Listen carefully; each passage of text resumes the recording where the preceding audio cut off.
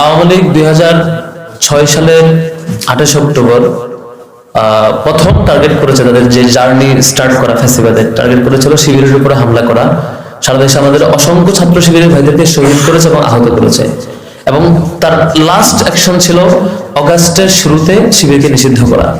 তো আমি এই দিক থেকে প্রাউড ফিল করি যে ফ্যাসিবাদী আওয়ামী লীগ তার ফ্যাসিবাদ যাত্রার শুরুর দিন এবং তার সর্বশেষ পর্যন্ত যাকে তার প্রধান হুমকি মনে করেছে তাকে শিক্ষার্থীরা এখন ওয়েলকাম করেছে সব জায়গায়, সবগুলো ক্যাম্পাসে।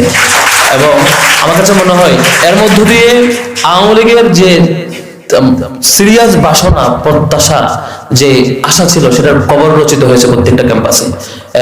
আওয়ামী লীগ যেভাবে চেয়েছে, যাকে শত্রু মনে করেছে, আওয়ামী লীগ যাকে হুমকি মনে করেছে, সে একদম প্রথম দিন থেকে 28 অক্টোবর 2006 থেকে এবং জুলাই আগস্টের নিষিদ্ধ যে প্রজ্ঞাপন, আর সেই ছাত্র সংগঠনকেই এখন আমরা সকল ট্যাবু ভেঙে, সকল মিথ্যা অপপ্রচার শিক্ষার্থীরা ছুড়ে ফেলে দিয়ে এখন সত্যটাই জানতে পেরেছে।